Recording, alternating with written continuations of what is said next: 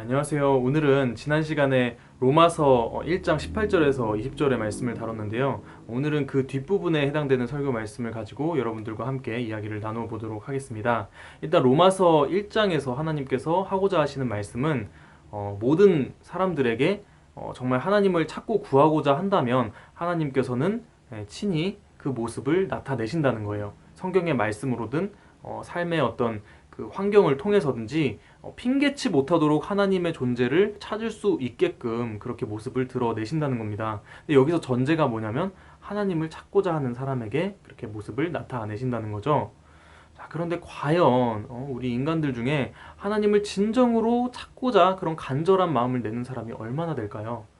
정말 극소수겠죠. 그런데 하나님의 입장에서 보시기에는 그러한 몇 안 되는 사람들이 두세 사람이라 할지라도 그들이 하나님의 눈에는 진정한 자녀들이고 진정한 인간으로 인정을 받는다는 겁니다.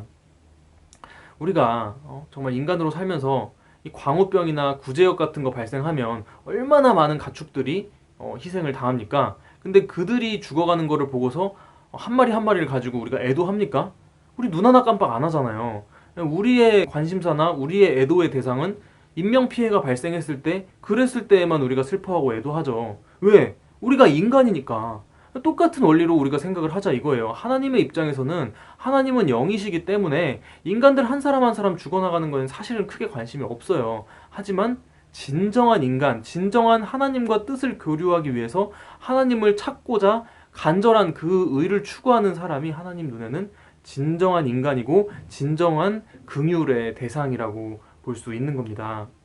그래서 하나님의 우리가 속성을 좀 알아야 되는데 하나님께서는 어떻게 일을 하시는지를 좀 알아봐야 되겠죠. 사도행전 17장 26절 이하를 보시겠습니다. 인류의 모든 족속을 한 혈통으로 만드사 온 땅에 거하게 하시고 저희의 연대를 정하시며 거주의 경계를 하나셨으니 이는 사람으로 하나님을 혹 더듬어 찾아 발견케 하려 하심이로되 그는 우리 각 사람에게서 멀리 떠나 계시지 아니하도다. 아멘. 네, 하나님께서는 결국에는 모든 인류를 하나의 혈통으로 만들려고 그 일을 진행을 하고 계신다는 거예요. 근데 그것을 어떻게 하시느냐니까 사람을 통해서 하나님을 더듬어 찾아서 발견하게 하려고 하신다는 거예요. 여기서 말하는 사람은 뭐겠어요? 진정으로 하나님을 찾고자 간절하게 구하는 그 사람을 통해서 나타난다는 거예요. 과거의 선지자의 모습이나 예수님의 모습을 떠올리면 그 한 사람 한 사람을 통해서 하나님께서 모습을 나타내셨잖아요. 그런 것과 같은 의미로 하나님께서는 일을 진행을 하신다는 거고요. 그리고 여기서 우리라는 표현이 나왔는데 이것도 우리가 성경을 조금 배운다고 한다면 이 성경대로 우리가 해석을 할 수가 있어야 되겠죠. 예수님께서 제자들에게 주기도문을 가르치실 때 너희는 이렇게 기도하라라고 하셨죠. 하늘에 계신 우리 아버지여 라고 기도를 하라고 하셨습니다. 그러니까 이 하나님의 이 사상으로 예수님의 사상으로 뭉쳐진 그 공동체들을 우리라고 표현을 하는 거죠. 아무나 막 싸잡아서 We are the world 하는 그런 개념으로 그렇게 우리라고 사용된 것이 아니라 이 예수님의 이 제자들과 같은 이 하나님의 사상으로 뭉쳐져 있는 그 진정한 이 하나님의 입장에서 보시기에 합당한 인간들이 모여 있는 그 공동체를 표현하는 것을 알고 가셔야 되겠습니다.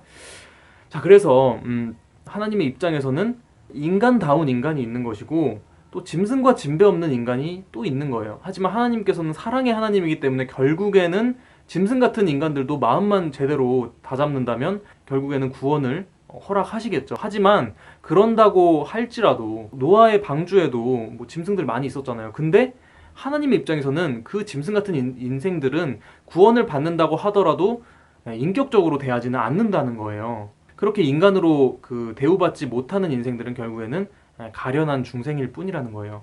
하나님께서 예수님을 이 땅에 보내셨을 때 정말 자신의 하나뿐인 그 독생자를 보내시면서까지 보여주고자 했던 모습은 무엇이냐면 결국에는 이 죄악에 빠져 사는 불쌍하고 가련한 인생들에게 진정한 인간다운 모습을 실현하는 사람의 인생이 그 삶이 어떠한지를 보여주고자 하신 거예요.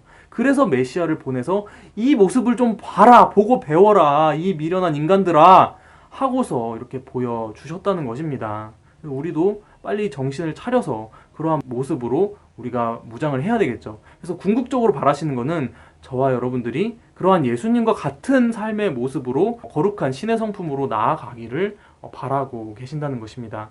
그러한 사상으로 똘똘 뭉쳐있는 그런 우리가 해야 할 일이 무엇이냐? 에베소서 1장 10절을 보시겠습니다. 하늘에 있는 것이나 땅에 있는 것이 다 그리스도 안에서 통일되게 하려 하심이라. 이렇게 이것을 보여주고 계신다는 거죠. 결국에는 하늘과 땅을 하나로 통일이 되게 하신다는 거예요. 우리의 소원도 통일이죠. 남북이 빨리 통일됐으면 좋겠잖아요. 하나님의 입장에서는 그런 차원이 아니라 이 거대한 하늘과 이 땅이 하나로 통일이 되기를 바라신다는 거예요. 그러니까 정말 하나의 마음으로 이렇게 하나로 뭉쳐지기를 바란다는 것입니다. 근데 우리가 정치판 같은 걸 한번 보세요. 정말 좌파 우파는 끊임없이 싸우고 있죠. 근데 그것도 모자라서 좌파 속에서도 또 분열이 되고 우파 속에서도 또 분열이 되고 있는 모습입니다.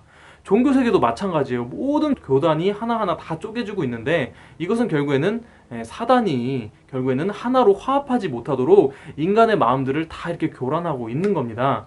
그것을 통해서 하나님께서는 진정으로 보여주고자 하시는 것은 무엇이냐면 그래도 끝까지 하나님께 믿고 맡기는 자에게는 하나님께서 하나로 통일을 할 수 있도록 그 모습을 보여주신다는 것이고 한 사람을 통해서 결국에는 제대로 정신이 박혀있는 한 사람을 통해서 모두를 하나로 화합할 수 있는 모습을 만든다는 것입니다. 그래서 그것은 하나님이 하는 일이죠. 우리가 관여할 것은 아니지만 우리는 조급해하지 말고 먼저 성경에서 말씀하시는 하나님을 찾고 그리고 나중에 하나님께서 모두를 하나로 통일하실 때에 그때 진정으로 동참할 수 있는 저와 여러분들이 되었으면 좋겠습니다.